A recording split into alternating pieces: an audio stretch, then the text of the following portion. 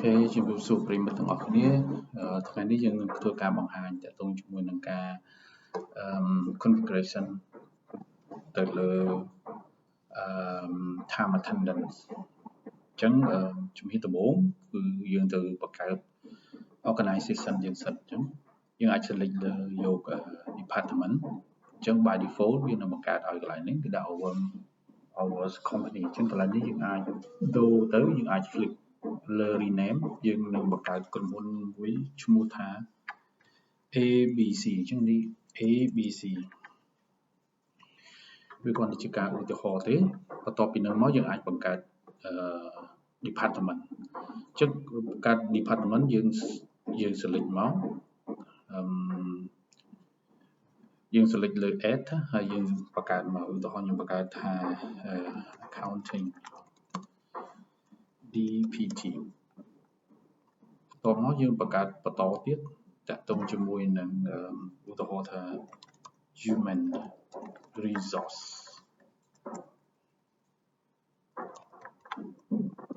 DPT បន្ទាប់មកយើងបង្កើតថា cell DPT បន្ទាប់មកទៀតយើងបង្កើត operation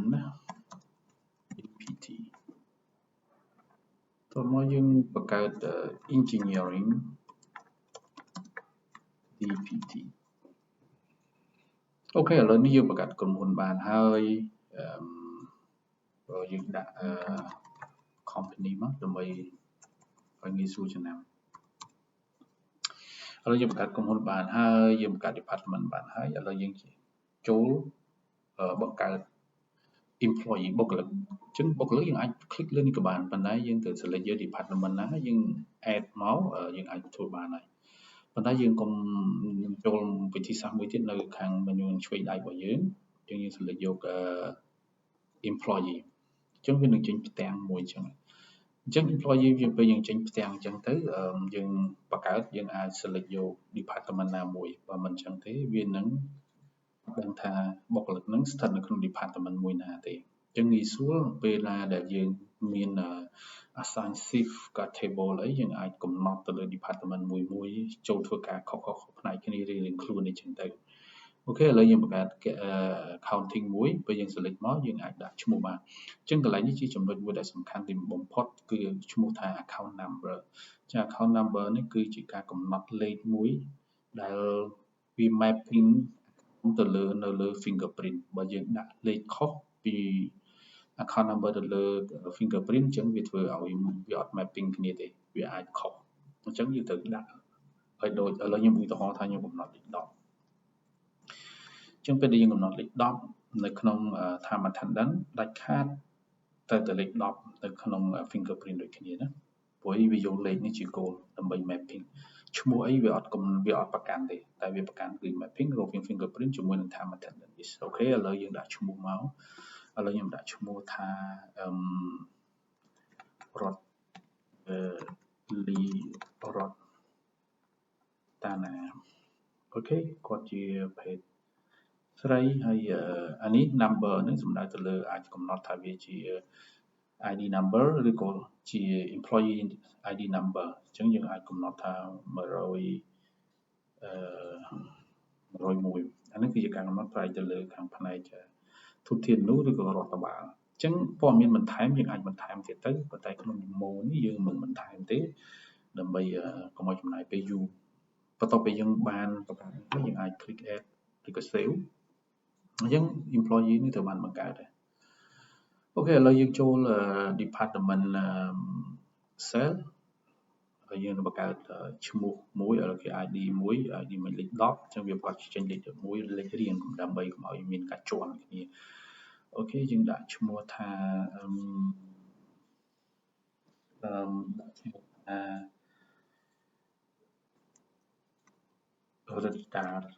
រិនដានីអូខេរិនដានីទៅហើយគាត់ជា female ហើយលេខ ID របស់គាត់002អញ្ចឹងទៅ102ឬក៏101អីឧទាហរណ៍អញ្ចឹងទៅអញ្ចឹងយើង save អូខេយើងចូលផ្នែកយកផ្នែក engineering នេះមាន11 12អូខេកន្លែងនេះយើងដាក់ឈ្មោះថាអ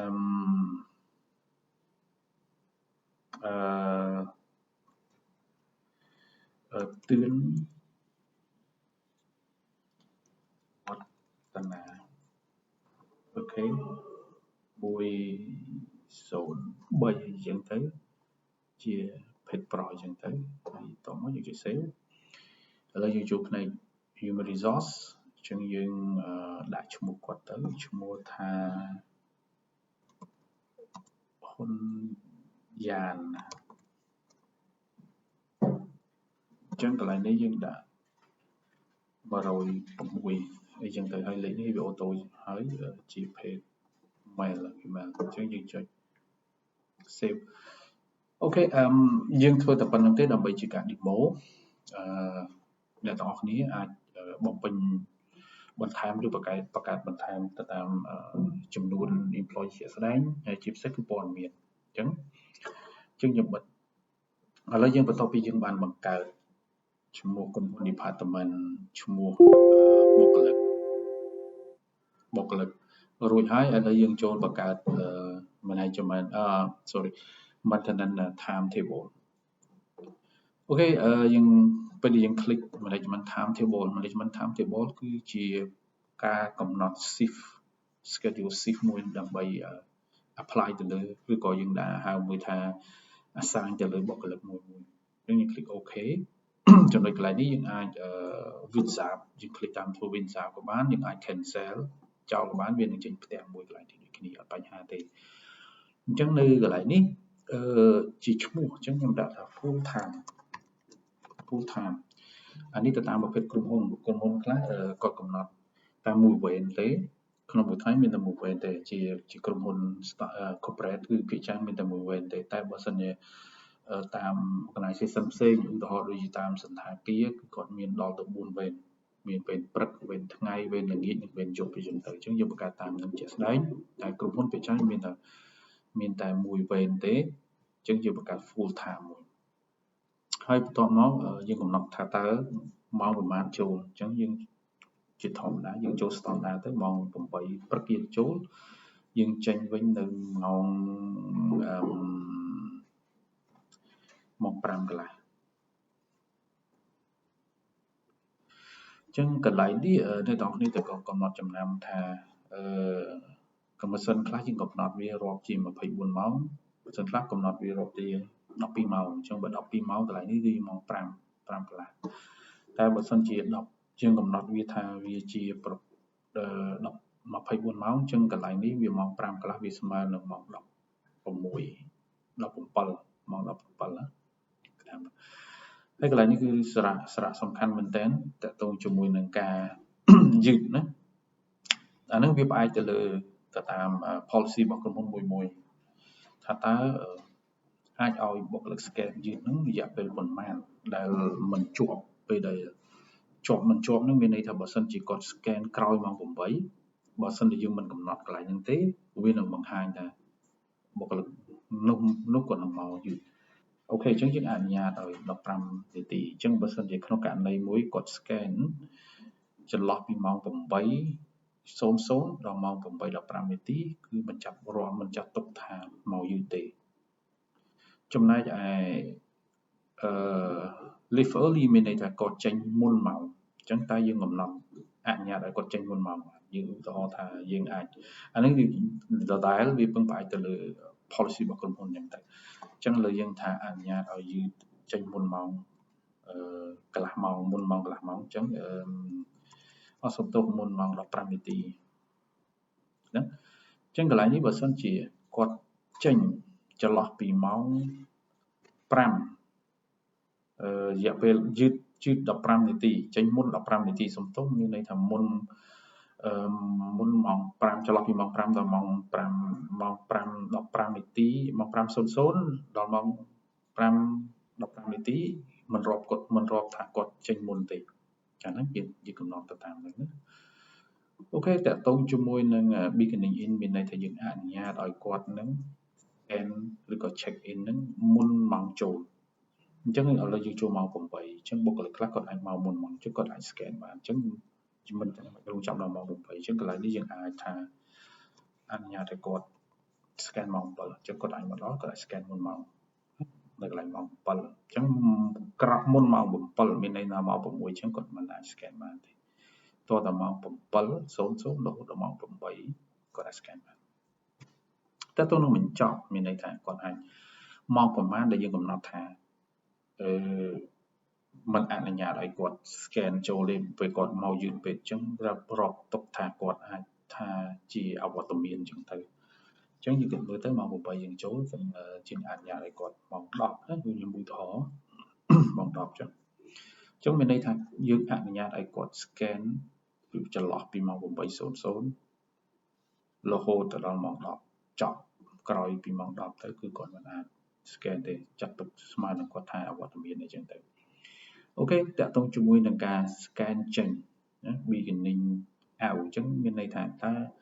អនុញ្ញាតឲ្យគាត់ចេញមុនម៉ោង5:30កន្លះនេះអាចឲ្យគាត់ចេញមុនម៉ោងបានអត់អញ្ចឹងស៊ីសងនៃក្រុមហ៊ុន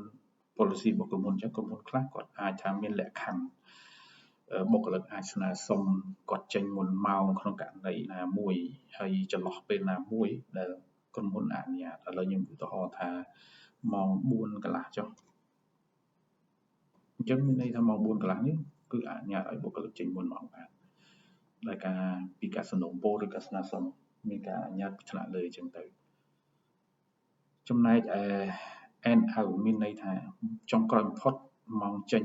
ចុងក្រោយបំផុតដែលអនុញ្ញាតឲ្យគាត់ scan ចេញអញ្ចឹងម៉ោង5កន្លះអញ្ចឹងបុគ្គលិកយើងពេលខ្លះគាត់អាចធ្វើការលើកម៉ោងឬក៏នឹងអានេះវាដូចគ្នាអញ្ចឹង policy របស់ក្រុមហ៊ុនអញ្ចឹងក៏ពេលខ្លះទៅយើងដឹងហើយអ្នកគ្រប់គ្រង business យើងអាចដឹងថា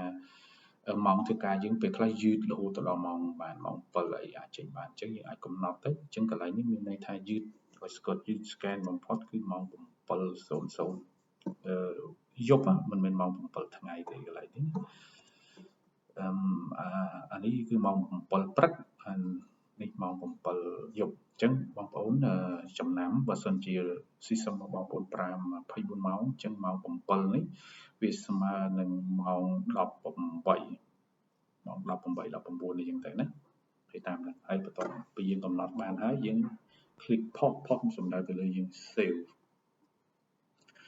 អូខេចឹងយើង add មួយទៀតក្រុមហ៊ុនខ្លះគាត់មាន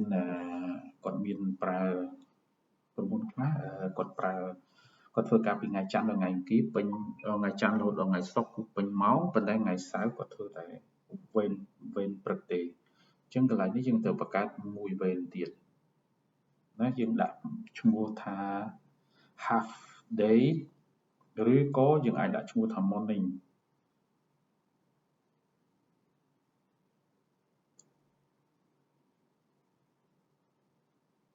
half days អញ្ចឹងយើងអាចបង្កើតមួយទៀតយើង add មកកន្លែងនេះយើងដាក់ឈ្មោះថា half day ចឹងនេះក៏ជាការឧទាហរណ៍វាពឹងផ្អែកទៅលើវាពឹងផ្អែកទៅលើនេះវាពឹងផ្អែកទៅលើស្ថាប័នមួយអញ្ចឹងគាត់ធ្វើការម៉ោង8:00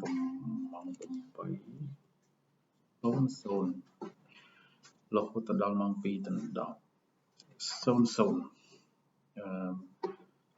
ខ្ញុំដាក់ដដែលយឺត15អាចយឺត15ចេញមុនម៉ោង15នាទីហើយអាចចូលម៉ោង7ព្រឹកអាច scan មុនម៉ោងហើយយឺតបំផុត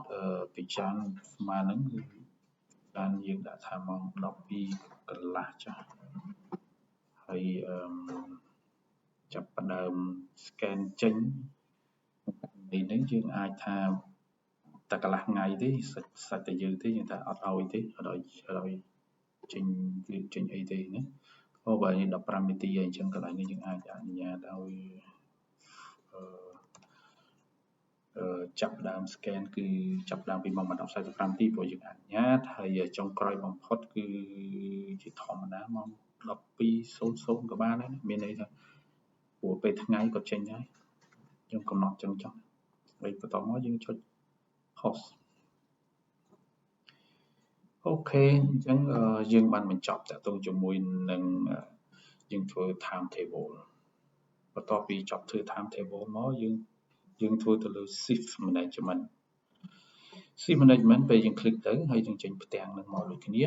ហើយនេះគឺជាការកំណត់ថ្ងៃធ្វើការណាហើយយើង click add មកដូចខ្ញុំបានបញ្ជាក់អញ្ចឹងយើង click add មកហើយយើងរើសមកដាក់ full day ដែរអញ្ចឹងទៅ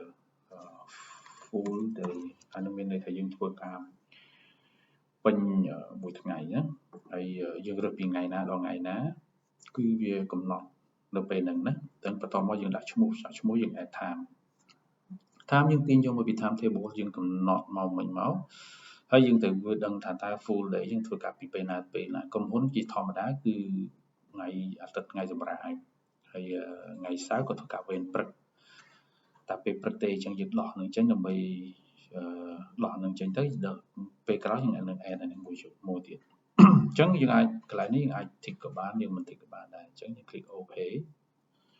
អញ្ចឹងមានន័យថាយើងអាចកំណត់បានមួយអញ្ចឹងក្រុមហ៊ុនហ្នឹងធ្វើការពេញមួយថ្ងៃពីម៉ោង8ដល់ម៉ោង5កន្លះហ្នឹងគឺគាត់ធ្វើការពីថ្ងៃច័ន្ទរហូតដល់ថ្ងៃសុក្រណាលើកលែងថ្ងៃសៅរ៍ចុះថ្ងៃសៅរ៍វិញអញ្ចឹងថ្ងៃសៅរ៍វិញយើងត្រូវ add មួយទៀតមកយើងដាក់ថា morning បានដាក់ឈ្មោះ morning ក៏បានដែរណា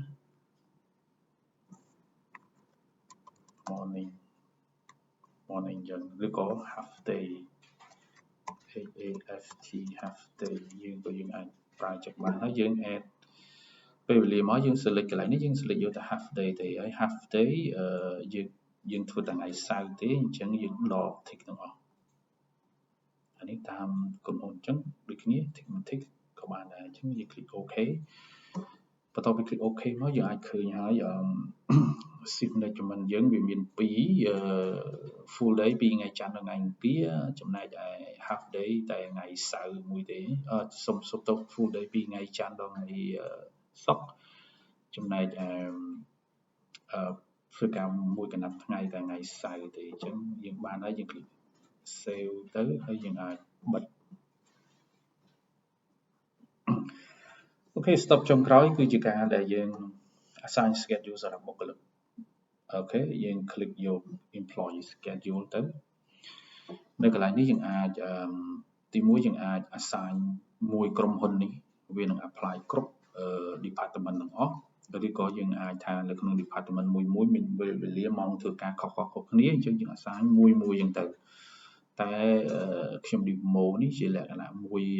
គេហៅថាជា standard corporate office មួយគឺភាគច្រើនក៏មានតែប៉ុណ្្នឹងទេអញ្ចឹងខ្ញុំ apply តែមួយទេខ្ញុំ select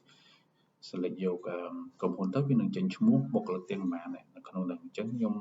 make sure ថាយើង select អានេះផងបើមិនអញ្ចឹងទេវានឹងអត់ apply គ្រប់ក្រុមហ៊ុនគ្រប់ employee ទេអញ្ចឹងយើង click select មានន័យ select ទាំងអស់ហើយយើង click យក arrange shift ពេលដែលយើង arrange shift អូខេនៅកន្លែងនេះយើងមាន assign shift list អញ្ចឹងយើង add មកហើយយើង select យក full day ដូចគ្នាហើយយើងចង់ដឹងថាតើ assign ពីពេលណាទៅពេលណាអញ្ចឹងអានេះគេហៅថា period ណាយើង assign ដើម្បី period អញ្ចឹង full day ហ្នឹងយើង assign ពេញមួយឆ្នាំអញ្ចឹង recommend មួយឆ្នាំយើងថ្ងៃទី1ខែ1 2026រហូតទៅដល់ខែ12ថ្ងៃទី20ថ្ងៃទី31ខែ12អញ្ចឹងយើង tick ចូលមួយមកអូខេ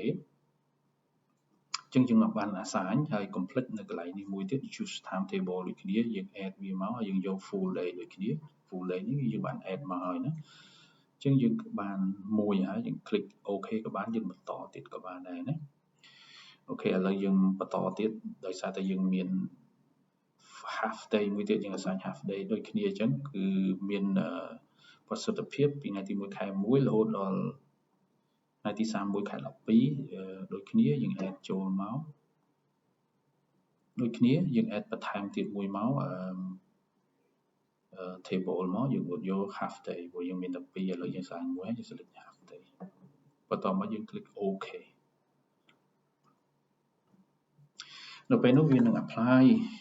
ទៅលើបុគ្គលិកទាំងអស់មកចុងក្រោយបំផុតអូខេ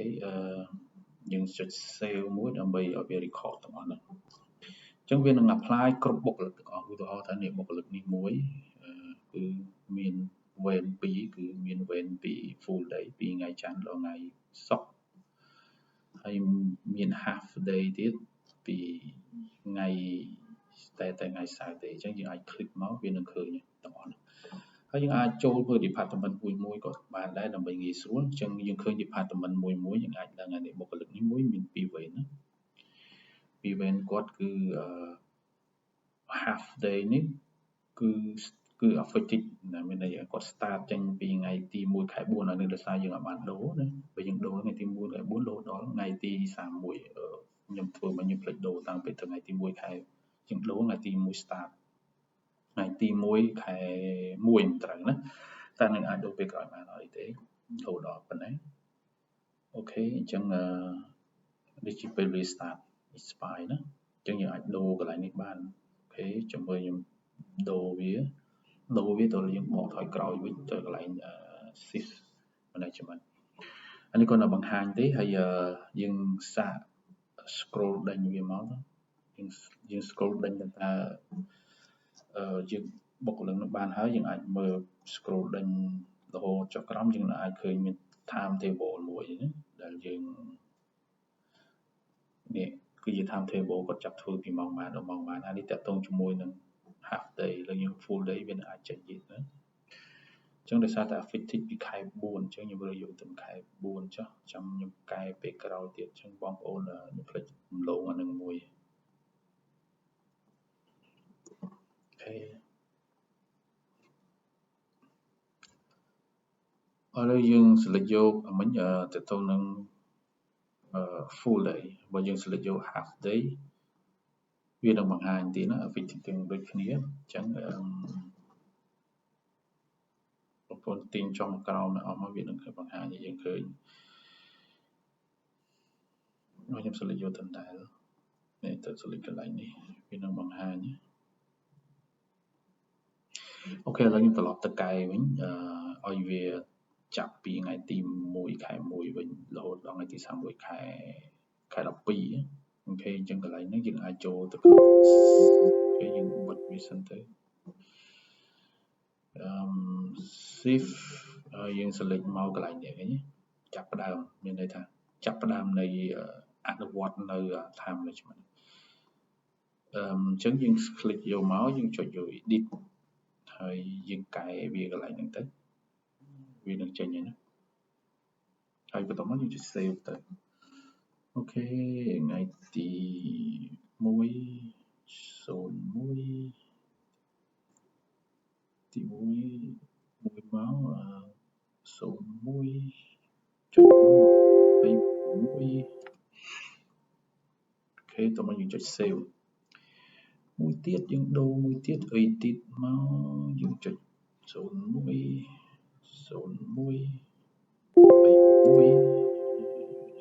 save អូខេឥឡូវយើង save បានហើយយើងមើលថយក្រោយវិញតើតើបុគ្គលិកពេលហ្នឹងយើងចេញហើយនេះវានឹងចាប់ដើមចេញយើងមើលបុគ្គលិកមួយនឹងអាចឃើញថាម៉ោង schedule គាត់នៅពេលណា full day ពេលណាទៅថ្ងៃណាអញ្ចឹងយើងអាចមើលនៅក្នុងនេះបានតើតើនឹងកន្លែងនេះនៅតែចេញអញ្ចឹងទៀតប្រហែលយើងចូលទៅកែ assign shift ម្ដងទៀតអញ្ចឹងខ្ញុំ select យកអានេះខ្ញុំ take យក all arrange shift ម្ដងទៀតអញ្ចឹង arrange shift របស់ខ្ញុំគឺចាប់ពីថ្ងៃទី4ខែ4អញ្ចឹងកន្លែងនេះគឺយើងលុបវាចោលសិនសាកដើមសិន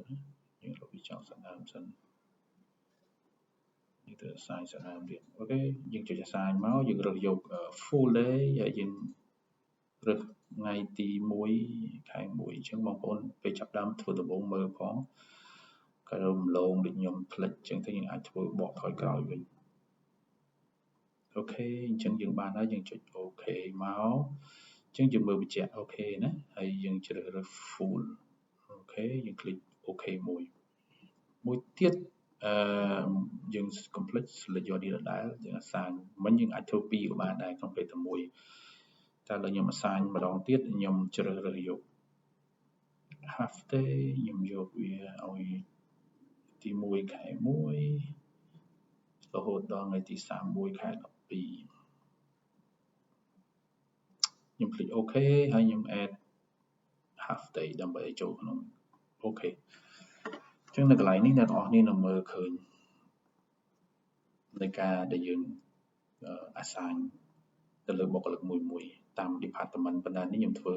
តាក់ទងជាមួយពេលតែមួយយើងធ្វើសរុបមកដល់អញ្ចឹងអ្នកទាំងអស់គ្នានឹងមើលឃើញ time table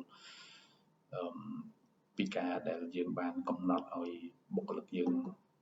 department មួយណាមួយធ្វើពីថ្ងៃណាដល់ថ្ងៃណាដូច half day អញ្ចឹងគឺយើងចាប់ដើមរាប់ពីថ្ងៃទី1ខែ1ហើយវាបញ្ចប់ថ្ងៃទី30ខែ12ជាការ recommend គឺយើងយកតែមួយឆ្នាំបានហើយដើម្បីកុំឲ្យ system នឹង calculate ច្រើនពេកវាអាចនឹងកាំងម៉ាស៊ីនពេកម៉ាស៊ីនខ្លះយើងអត់សូវមាន spec ខ្ពស់អញ្ចឹងទៅហើយ schedule នេះគឺជាការយើងចាប់ដើមពីបញ្ចប់ដូចគ្នារៀងរាល់មួយសប្តាហ៍